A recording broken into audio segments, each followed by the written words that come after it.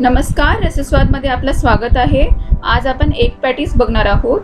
हे पॅटीस आपण नुसते सुद्धा खाऊ शकतो किंवा बर्गर मध्ये घालून सुद्धा खाऊ शकतो। तर त्यासाठी लागणारे साहित्य बघूया। 3 अंडी, अर्धी शिमला मिरची बारीक चिरलेली, अर्धा इंच आलं किसलेलं, अर्धा कांदा बारीक चिरलेला, थोडीशी हळद, अर्धा छोटा चमचा गरम मसाला, एक छोटा चमचा लाल मिरची पावडर, 2 मोठे चमचे बेसन। सगळ्यात आधी वाटीमध्ये शिमला मिरची, कांदा आणि आलं घेऊया। मीठ, गरम मसाला, लाल मिरची पावडर, हळद, 2 चमचे बेसन। सगळं व्यवस्थित मिक्स करून घेऊया। सगळं साहित्य मिक्स करून झालंय। अंडी घालूया आता।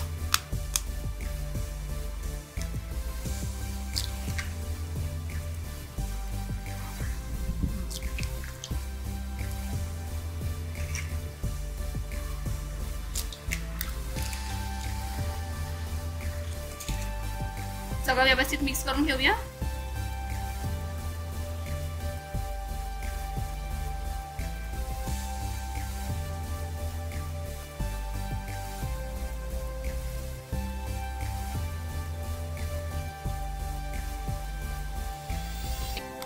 तुम्हाला हवे तर तुम्ही यात दुसऱ्या भाज्या पण ऍड करू शकता। गाजर घातलेलं खूप छान लागतं याच्यामध्ये, ते पण घालू शकता तुम्ही। आणि मसाले जे आहे ते आधीच कांद्यामध्ये घालायचे, कारण की अंड घातल्यानंतर ते जे घातले तर ते मिक्स होणार नाही। आता हे सगळं व्यवस्थित मिक्स झालेलं आहे। तेलाने ग्रीस करून घेतलेलं आहे आणि आता अंड्याचं जे मिश्रण होतं ते यात घालूया।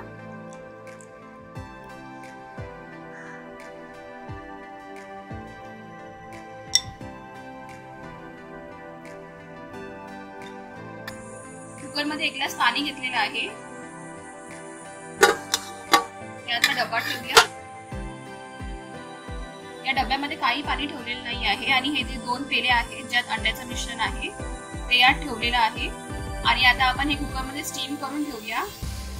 याला 3 शिट्या आपण करून घेणार आहोत।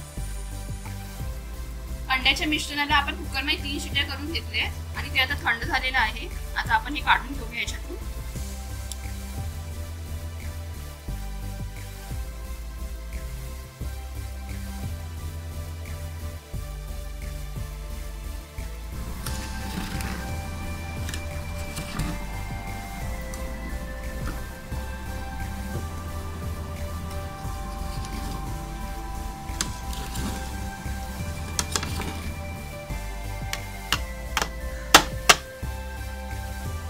आता डिमोल्ड करून झालेलं आहे। याला आता आपण कापांमध्ये असं काढून घेऊया।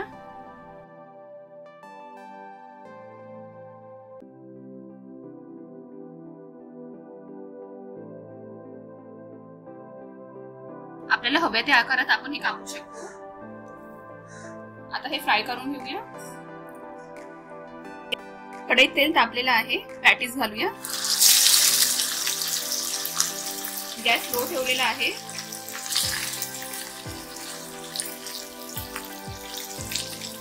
पॅटीस आधीच आपण कुकर मध्ये शिजवून घेतले होते, त्यामुळे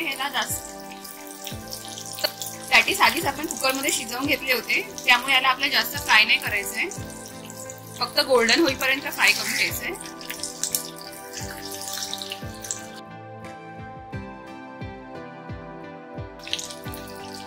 बाहेरून थोडे क्रिस्प झाले पाहिजे हे।